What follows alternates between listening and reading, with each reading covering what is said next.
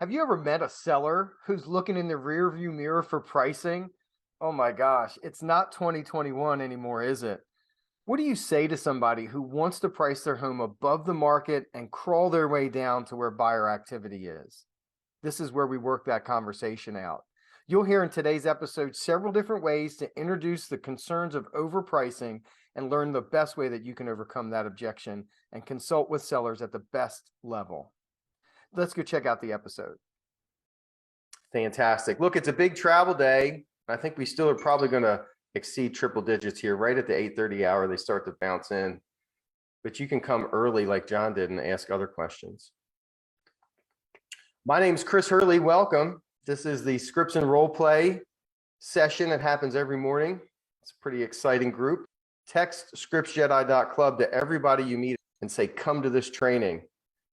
It will help you get better. So in the chat, I put the scripts for today. What an honor, right? Tulio watches our show and then uses our scripts.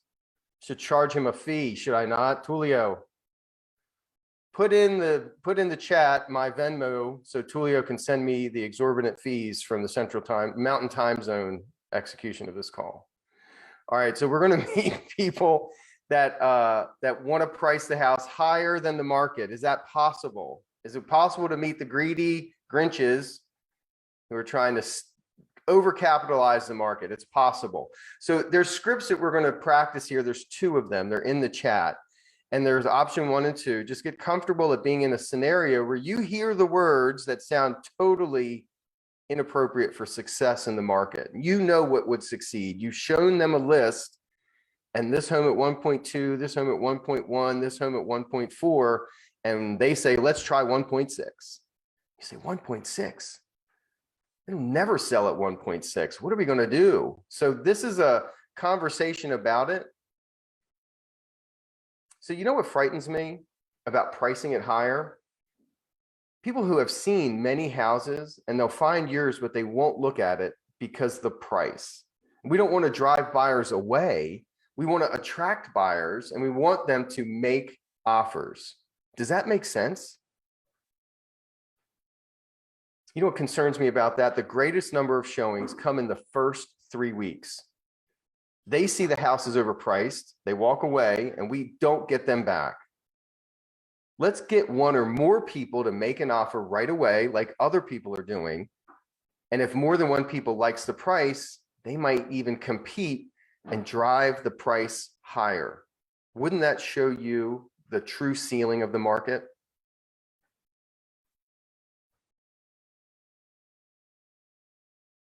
Can we just price it a little higher and come down later, says the seller. I mean, you can, but do you want to chase the market all the time instead of the market will chase you? I think we said that, something like this. Can we just price it a little higher and come down later? Chris, here's what frightens me about that. People who have seen many houses will find yours, but they won't look at it because of the price. We don't want to drive buyers away. We want to attract buyers. We want them to make offers. Does that make sense? We can price it high and come down a little bit later after some time, can't we? Well, Chris, that's chasing the market strategy. Do you know what I mean? No, I don't know what you mean. Well, Chris, we don't determine the market, and I don't determine it. You don't. It's based on what what a buyer is willing to pay, and no one's going to pay for something of equal or lesser value for a higher price. Would you do that? If we can just price it a little bit higher now, we'll come down after some time on the market. Well, Chris, let me just stress this. At the end of the day, even though it's a seller's market, we're still in a competition. And the quickest way to lose the competition is to price your house over the rest of the houses, and you will most assuredly help them sell instead of yourself. And we don't want that, do we? I don't want that. What are you going to say when somebody wants you to overprice the listing? They've seen all these prices in the market. They're going to steal all the money from the buyers because these people are crazy and they're going to really shoot themselves in the foot. What would you say if I said, listen, I'd list it with you, but let's just list it a little bit higher and we can come down later over time? You know, Chris, that's an interesting strategy. I'm curious, what inspires you to implement that process? Well, we don't want to leave money on the table. Gotcha. So you're hoping to net the most. Is that what you're saying? We are. Okay. Well, listen, what frightens me about that strategy is that when you look at the comparable properties, the buyers who are in this market, they're going to either have higher expectations of your home. And if it's comparable to the house right across the street that's at 1.2, which one do you think they're going to go for? Yours or the one that's 1.2? You know, I want your home to sell, and this is a competition. We're in it to win it. Let's go. Let's go to 1.2 and let them fight for it. What do you think? I love the positive energy. That's very exciting. Very good energy. I like that. Great job. Hey, Chris, how are Listed you? high. I just want to come down a little bit. We want to test the market first, Mark. I don't want to give money away. Chris, I understand that. But in real estate, there's two ways to negotiate, either up or down. And when we price it high above the market, we're already starting off negotiating at a position of weakness. So why not price it right? And so we can negotiate up. Go back. No, and watch could he the say it replay. again? Could he That was say it awesome. again? All right, Mark, hit Put it in rewind. the chat. Mark, all right, listen, everybody getting excited. Relax. Mark in the ATL, Mark, if we just price it a little bit higher, we can reduce the price later, can't we? Well, that's one option, Chris. But as you know, in negotiations, there's two ways to negotiate, either up or down. And when we price it above the market too high, we're starting our negotiations off on a position of weakness, and we're going to have to negotiate down. And I don't want to be in weakness, do I? No, I mean, you price it at the market, then you can set the terms. You can negotiate up. You hold all the cards, the powers in your hands. Deb, if we just listed at this amazing price I could get excited about, I'd be really like to just test it to see if the market can deliver that result for me. Great, Chris. Can I tell you what concerns me about that? Sure. We get the greatest number of showings in the first few days that the house is on the market. If the house is priced higher than other similar houses, do you think we're going to get the most showings? That doesn't sound like it, but couldn't we just try? Do you think we'll get more showings at a lower price? If people saw it was a deal, I think so. Yeah, and when we get more showings, then we get more offers. And what happens when we get more offers? Probably get a better price. You get a better price. So let's go ahead and price it at the right price and get you the best price. Thank you. I don't want to help my neighbor sell. I've got to win. I don't want to let them get the next buyer. I'd list it high. I want to list it here so that we can come down a little bit if we don't sell it, but I'd feel terrible if I didn't really try that price. That price would be exciting to me. Yeah, I understand.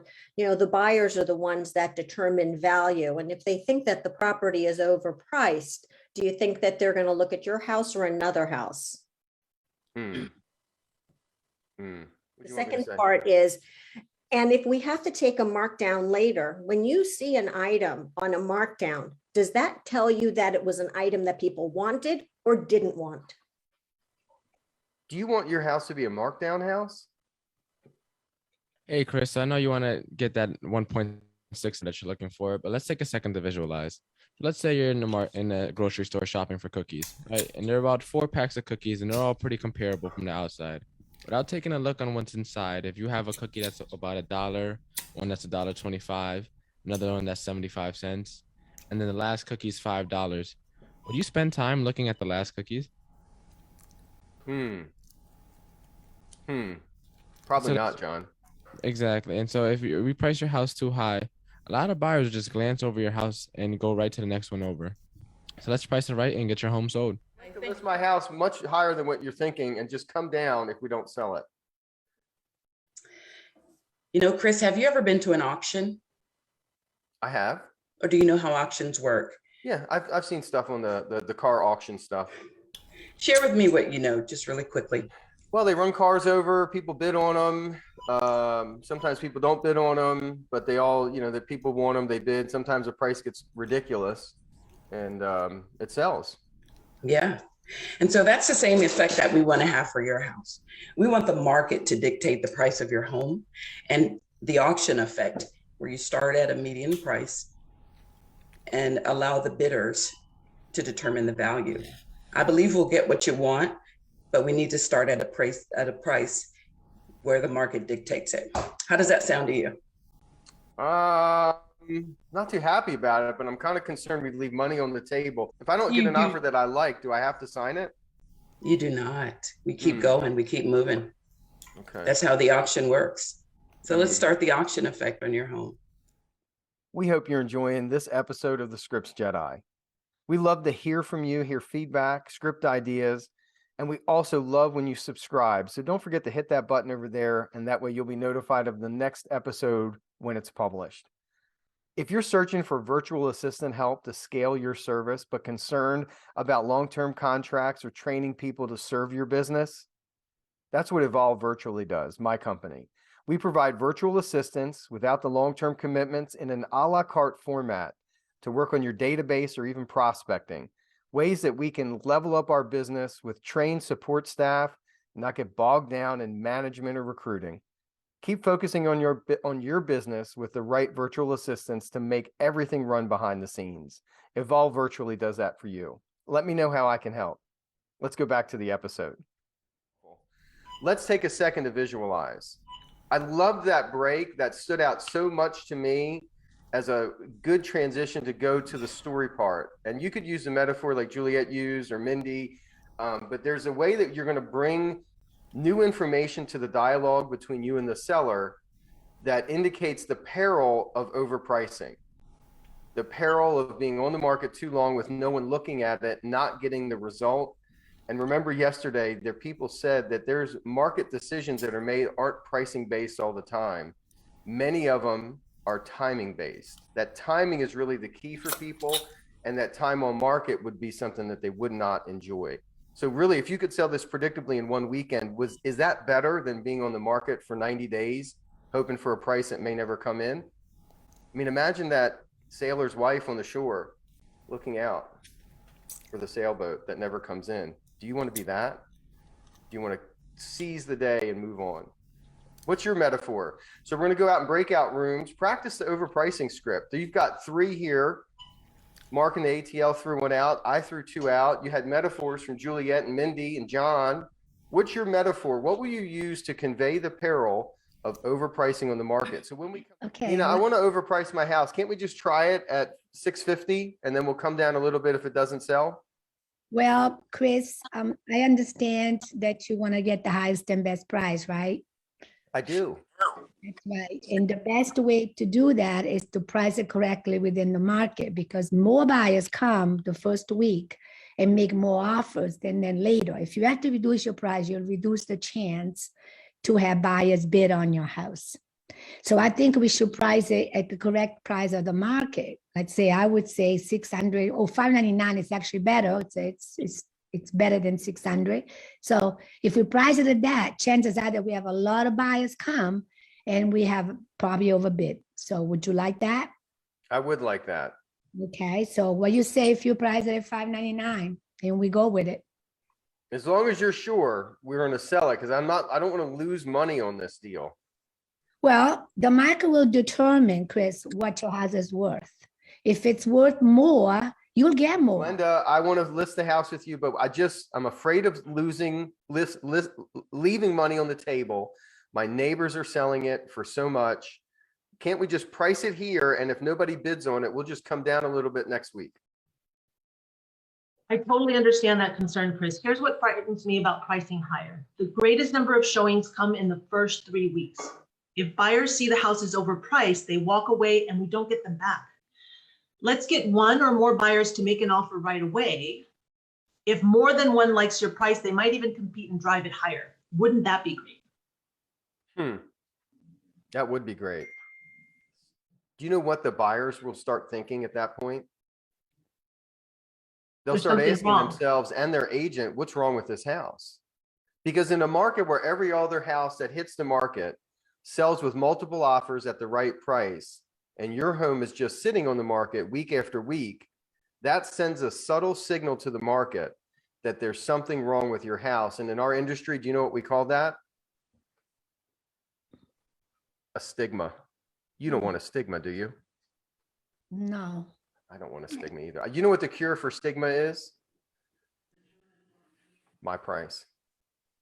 And if everybody else is in a seller's market and your strategy is to have price reductions to find the ceiling, doesn't that mean you're acting like it's a buyer's market? And when there's a buyer's market, who's in this driver's seat? The buyer. Yeah. Do you want to be in the driver's seat, or do you want to let the buyers be in the driver's seat? No, I mean, that's what I'm selling. It's a seller's market. Of course, I want to be in the driving seat. And you want the power to choose the right offer, right? You don't want the person to deliver the power as the buyer. You want to be in charge, right? Yes. Right. So let's pick the right price that makes the buyers do what we want, which is send their best offer, and then you'll get the top of the market with the buyers willing to commit to do everything that they promise because they desperately want your house. Doesn't that sound like a better negotiating position than hoping to entice them to maybe send in an offer somewhere around where you're listed? Create the auction effect. I love it, guys. We're going to experience people in this market, especially as we change. They're going to start feeling the urge to compete because they've just realized, maybe they read an article that said, hey, interest rates are changing. Maybe the buyer temperatures change, and our conversations are going to increase. And pricing the homes where it's going to be competitive and effective is the goal, because overreaching in 2006, maybe 2007, with those homes that were priced like 2005, got you inventory into 2009. Celebrate 2 anniversaries with a listing. It's not a lot of fun. So list homes where they'll sell, tell people the truth, don't waste their time, tell them the peril of overpricing a home, especially when the market starts to shift. Oh my goodness, if you got to sell, you better price it right. So you know what concerns me about that? Go through these scripts, talk about it with people, and get it priced where the market shows you it will sell. Thank you so very much for tuning in to another episode of the Scripts Jedi. If you're looking for another episode, there's another great one right here or over here, depending on where you are. And don't forget to hit the subscribe button and you'll be notified of our next publication. We look forward to seeing you on the daily call. That's the way you get better with your skills in the game. 8:15 to 9 a.m. Eastern Time. ScriptsJedi.club, CLUB, ScriptsJedi.club. We'll see you there.